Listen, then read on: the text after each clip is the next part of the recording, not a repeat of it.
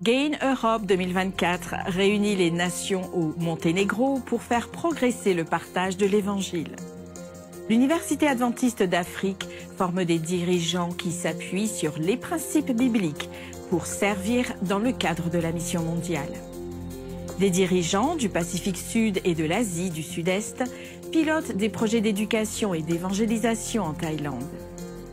À Vulcanetsy, en Moldavie, l'Église adventiste célèbre 85 ans de renforcement des liens de foi.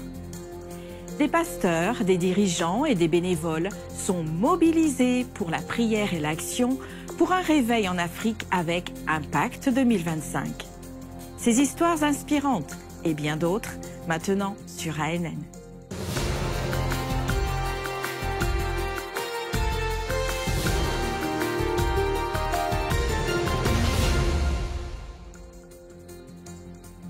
Plus de 280 professionnels de la communication adventiste de 42 pays se sont réunis à Budva, au Monténégro, pour l'événement annuel Gain Europe, le réseau Internet adventiste mondial. Avec le thème « Connecté, plus profond et plus large », Gain Europe 2024 s'est concentré sur le renforcement de la collaboration entre les ministères de l'Église adventiste du 7e jour, élargissant la portée de l'Évangile grâce à de nouvelles approches pour communiquer plus efficacement le message de Jésus au monde. Gain Europe, qui a commencé en 2014, s'est transformé en un réseau de communication interconnecté à l'échelle mondiale, avec des pays comme le Brésil, l'Afrique du Sud et la Corée du Sud participant activement. Depuis 2022, 26 pays ont produit des spots, 27 ont collaboré sur des documentaires et 21 ont fait émerger des auteurs, créant un réseau primé avec une large portée. Ce succès s'est poursuivi en 2024, faisant de Gain Europe un événement marquant dans la communication adventiste mondiale. Gain Europe a permis la participation de responsables en communication, de jeunes créatifs et, pour la première fois, de ministères personnels, formant un réseau encore plus fort pour partager l'Évangile. Klaus Popa, directeur de Hope Media Europe, a souligné que la collaboration continue est essentielle pour renforcer la mission, la connexion spirituelle étant la base d'un travail plus aligné pour répandre l'amour de Jésus. Paolo Macedo, directeur de la communication de la division intereuropéenne, a encouragé les participants à se concentrer sur les personnes que nous voulons atteindre, leur rappelant que les communicateurs doivent être les protagonistes de la mission. Le pasteur Williams Costa Jr., directeur de la communication de la Conférence générale, a souligné que des milliards de personnes attendent encore d'entendre le message de Jésus-Christ. Il a mis en avant l'importance de la collaboration mondiale entre les communicateurs adventistes pour étendre l'Évangile à travers le monde. L'évangélisation numérique a été abordée par le pasteur Sam Neves, directeur adjoint de la communication de l'Église mondiale, qui a expliqué comment l'utilisation stratégique des outils numériques peut amplifier l'impact de la communication de l'Évangile en se connectant plus efficacement avec les gens. La participation inspirante d'Aguska Mnich, championne de football freestyle et détentrice d'un record du monde Guinness, a également enrichi cet événement. Elle a partagé son témoignage sur le fait de surmonter des luttes et de découvrir son talent, utilisant sa visibilité pour glorifier Dieu. Plus important que les records, elle a souligné l'importance de saisir chaque moment pour témoigner de sa foi. Gain Europe 2024 a encore renforcé le réseau de communication adventiste et, surtout, a réaffirmé l'importance de travailler ensemble en tant qu'Église mondiale. Des milliards de personnes attendent le message de la vie éternelle en Jésus. Si nous travaillons ensemble, nous pouvons atteindre beaucoup plus de cœurs en quête d'espoir. La campagne Impact 2025 dans la région du centre-est de l'Afrique mobilise des pasteurs, des dirigeants et des bénévoles. Engagés dans la mission, ils font une différence en répandant le message du salut et en réalisant déjà des centaines de milliers de baptêmes. C'est l'histoire du peuple de l'EECD, la division du centre-est de l'Afrique qui répond avec force. J'irai. Alors qu'est-ce que l'EEI 2025 ?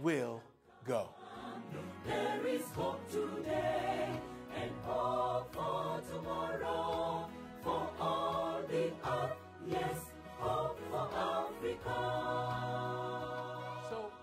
La nouvelle approche que nous avons utilisée pendant ce programme, EEI 2025, est une approche qui implique tout le monde.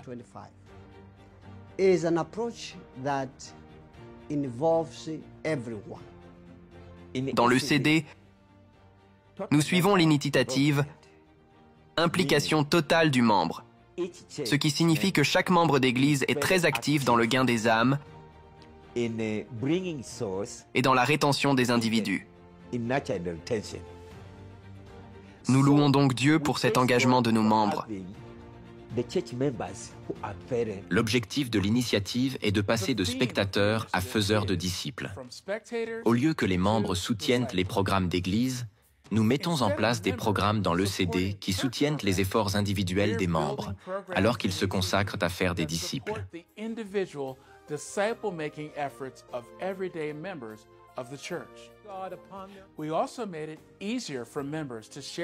Nous avons également facilité le partage des messages sur les réseaux sociaux, la diffusion à la radio et à la télévision, ainsi que le partage de ces messages avec des amis en traduisant le programme dans les langues les plus souvent utilisées dans les pays de ce territoire.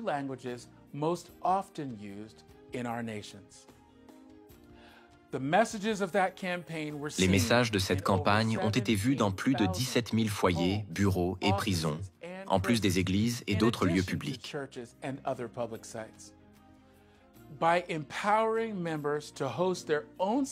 En permettant aux membres d'héberger leur propre site, le pouvoir de leur témoignage personnel a été renforcé et la moisson multipliée.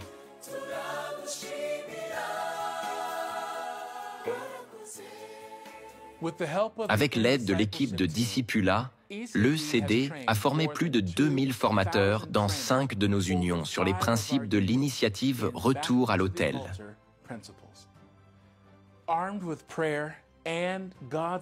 Fortifié par la prière et l'amour de Dieu, l'ECD a lancé la campagne Impact familial en avril 2024. Dieu a puissamment béni cette campagne avec plus de 185 000 baptêmes. Que nous réserve l'avenir avec cette campagne EEI 2025 et au-delà? Eh bien, 70% ou plus de la population et des membres de l'ECD ont moins de 35 ans. Nous appelons une armée d'1 million de jeunes et de jeunes adultes à utiliser leur influence personnelle afin d'atteindre leur campus scolaire et universitaire, ainsi que leur communauté en ligne et en personne pour Christ. Beaucoup rejoignent un nouveau ministère innovant appelé les Messagers Adventistes, conçu pour accélérer l'impact de l'Église dans la communauté. Nous préparons également une moisson d'âmes en décembre parmi nos enfants âgés de 6 à 14 ans et leurs amis.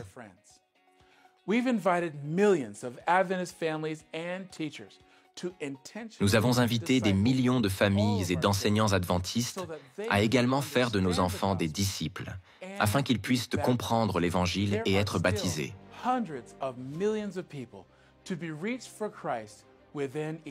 Des centaines de millions de personnes restent à atteindre pour Christ au sein de notre division.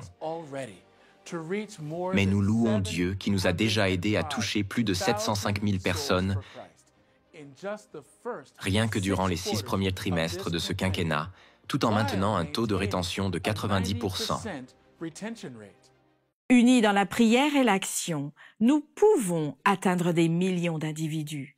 L'appel est clair, j'irai. Puissions-nous continuer à avancer ensemble jusqu'à ce que l'Évangile soit prêché dans le monde entier. Au Brésil, le collège adventiste du Minas Gerais, également connu sous le nom de FAD Minas, transforme l'éducation avec une start-up innovante conçue pour relever les défis réels de la classe.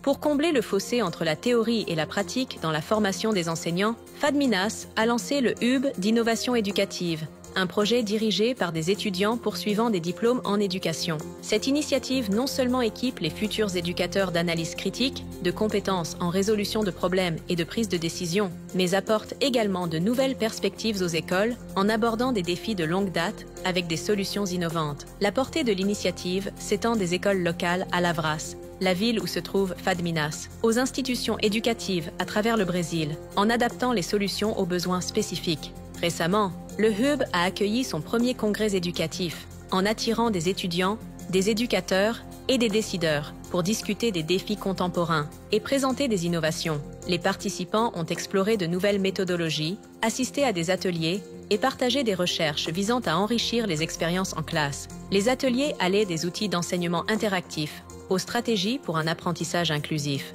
Le projet met également l'accent sur le leadership pratique, puisque les étudiants occupent des rôles de gestion à tour de rôle, pour développer des compétences et de l'adaptabilité. Selon Elisa Nunes, une étudiante, l'initiative favorise la collaboration, la responsabilité et l'engagement significatif entre pairs. Avec de telles initiatives, Fadminas prouve que l'éducation peut être à la fois innovante et impactante.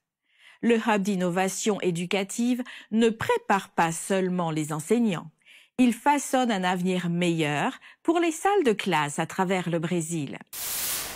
Cette semaine, sur ANN in Depth, l'animateur Sam Neves est rejoint par Sylvia Klein, responsable de Vivid Faith, pour discuter de la manière dont les 160 000 églises adventistes locales contribuent à la mission mondiale par le service et l'évangélisation.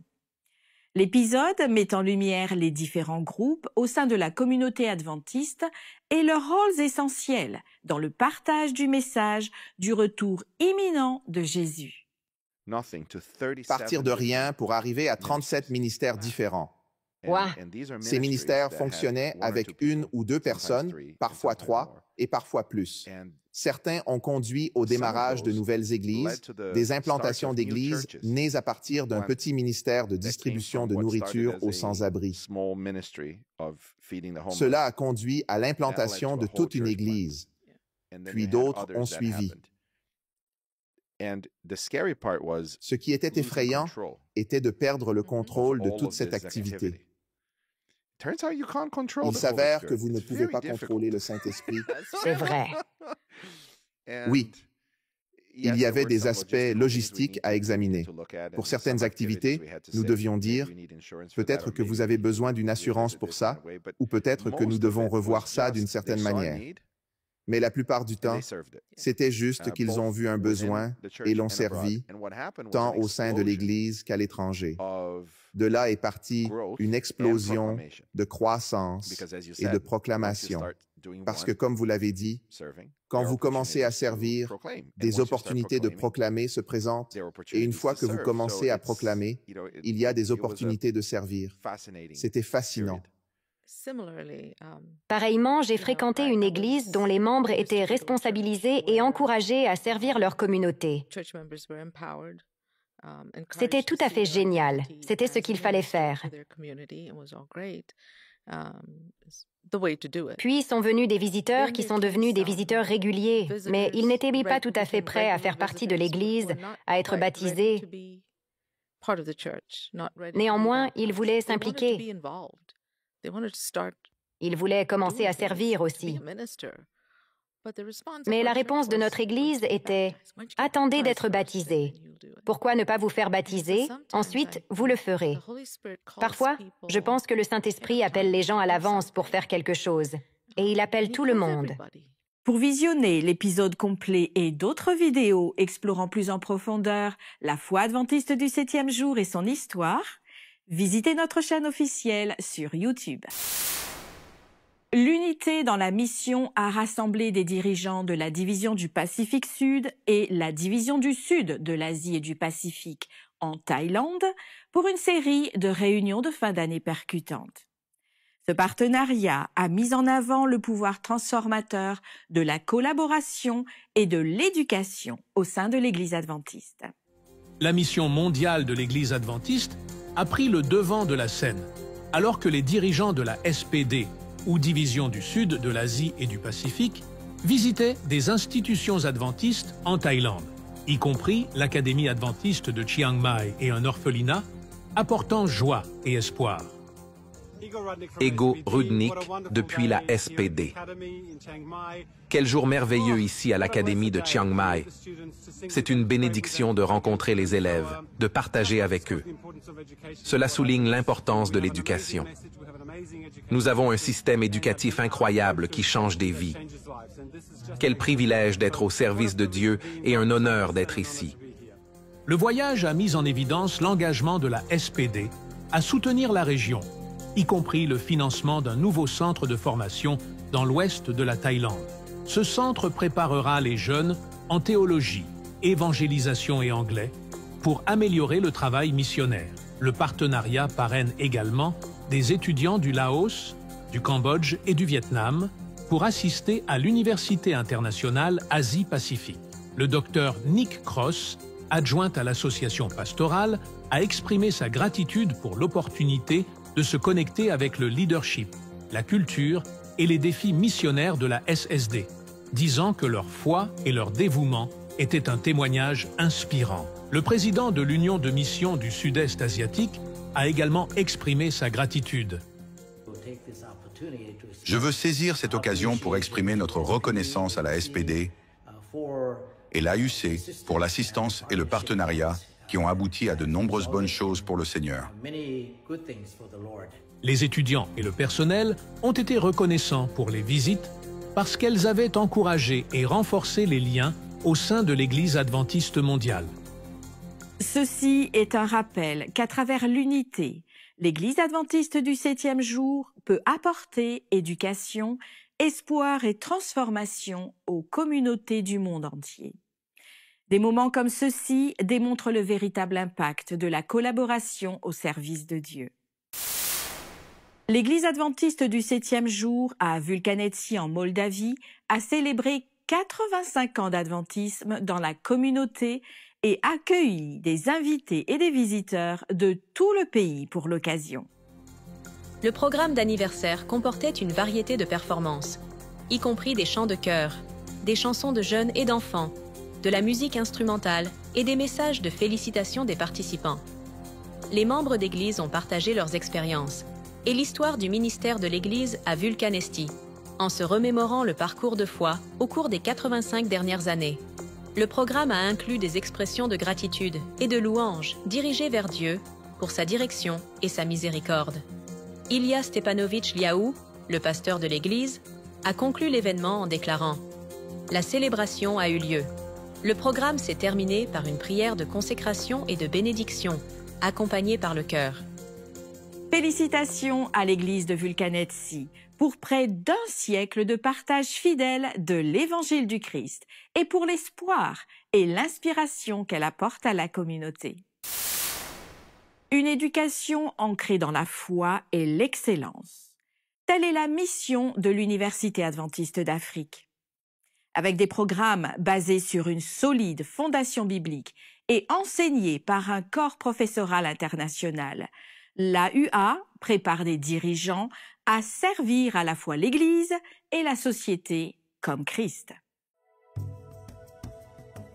L'Université adventiste d'Afrique, AUA, dispense un enseignement post-universitaire de qualité à partir d'un fondement biblique afin de préparer des dirigeants éthiques et compétents à servir l'Église et la société à l'image du Christ. Créée en 2006, l'AUA remplit sa mission et sa vision, à savoir être la première institution de formation théologique et professionnelle de 3e cycle sur le continent africain. Je m'appelle Abraham Adadi Boitine et je suis titulaire d'une maîtrise en théologie de l'AUA. Cette université a eu un impact profond sur mon ministère personnel, le ministère évangélique Spring of Life au Ghana, en particulier nos ministères de la santé et dans les hôpitaux. Avant l'AUA, notre ministère était dédié à servir nos communautés de diverses manières, y compris les soins de santé de base, les visites en prison et le soutien aux orphelinats. Nous avons rencontré des défis de leadership, mais nous découvert des approches innovantes pour répondre aux besoins physiques et spirituels de ceux que nous servons. Pour améliorer ma compréhension théologique et mes compétences en leadership, je me suis inscrit en maîtrise en théologie.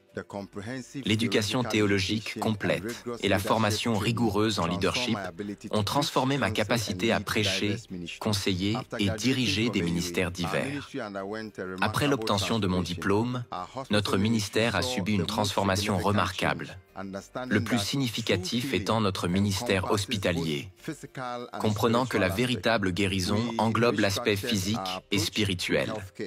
Nous avons restructuré notre approche des soins de santé. La formation en leadership à l'AUA a été essentielle pour optimiser nos processus administratifs et améliorer nos efforts de sensibilisation. Depuis la mise en œuvre de ces changements, l'engagement des patients dans nos programmes spirituels a augmenté de 80% et la participation des bénévoles a connu une hausse de 60%. L'AUA m'a permis d'élever l'impact de mon ministère en nous permettant de servir nos communautés plus efficacement en répondant à leurs besoins spirituels et physiques. Notre parcours avec l'université a enrichi notre ministère et apporté espoir et changement à d'innombrables vies, nous permettant de servir avec un plus grand impact et de faire une différence durable. Aujourd'hui, l'université propose 12 programmes, 9 maîtrises et 3 doctorats, avec un total de 1065 diplômés provenant de 38 pays africains différents.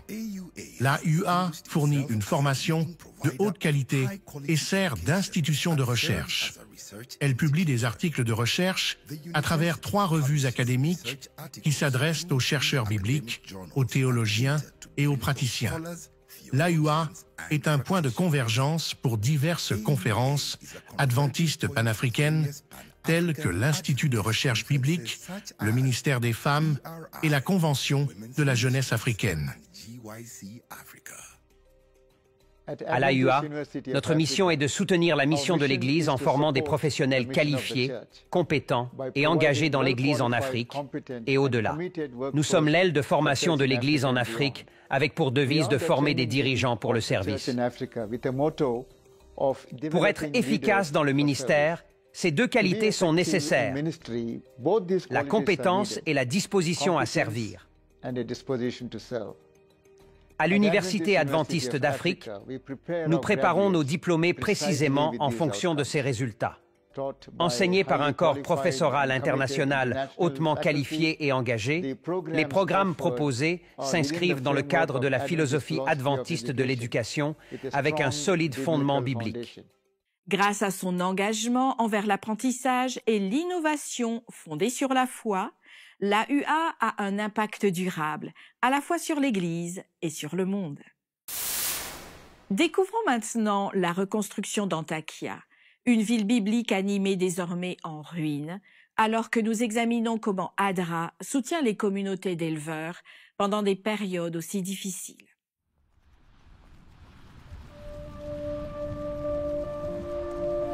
De nombreuses personnes ont perdu leur maison. Certaines personnes n'ayant pas complètement perdu leur maison ne peuvent quand même pas rentrer chez elles. En une nuit, tout a changé à Antakya. Une grande partie de la ville biblique d'Antioche a été réduite à l'état de ruine après un tremblement de terre de magnitude 7,8 qui a frappé le sud-est de la Turquie et la Syrie en février 2023. Dans des moments aussi dévastateurs, l'Agence adventiste de développement et de secours ADRA apporte son soutien aux villes, quartiers et groupes en difficulté. Ils ont besoin de tout en ce moment. Lorsque vous marchez dans les rues d'Antakya, vous voyez que tout a presque disparu. D'après ce que j'ai vu, je pense que 80% des maisons qui restent sont condamnées. Je crois que c'était 2 jours après le tremblement de terre. Nous recevions déjà des appels téléphoniques, des courriels et des SMS d'ADRA nous demandant « Comment pouvons-nous vous aider ?» Les volontaires adventistes de Turquie étaient motivés pour apporter leur aide. Quelques jours après le tremblement de terre, l'équipe expérimentée d'ADRA chargée de répondre aux catastrophes a travaillé avec des volontaires pour trouver les moyens les plus efficaces afin d'aider les victimes. L'équipe était stationnée à Adana, la ville la plus proche qui n'avait pas subi de dommages trop excessifs. Chaque jour, ils ont préparé des sacs contenant des produits de nettoyage, des produits sanitaires et de la nourriture. L'équipe a ensuite fait le trajet quotidien jusqu'à Antakya, où elle a distribué des provisions aux familles vivant sous des tentes, à côté des restes de leur maison. Ils ont aidé des personnes comme Ali, dont la maison s'était partiellement effondrée mais dont la famille avait survécu. Il a expliqué à quel point il se sentait béni, car juste à côté de sa maison se trouvait un immeuble d'habitation qui s'était entièrement effondré, ne laissant que quelques survivants. Même lorsqu'elle a subi une grande perte, la communauté d'Antakya a fait preuve d'altruisme et d'hospitalité.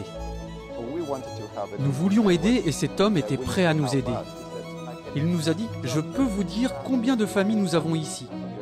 Je peux vous dire lesquelles ont le plus besoin d'aide. » Nous l'avons donc suivi et nous avons fait une distribution tente par tente. Et sa tente était la dernière. Il ne s'est donc pas mis en avant pour s'assurer qu'il recevrait. À la fin, il a insisté pour que nous nous asseyions et que nous prenions le thé ensemble. Tout le temps, il disait « Grâce à Dieu, nous avons de l'aide et nous sommes en vie. »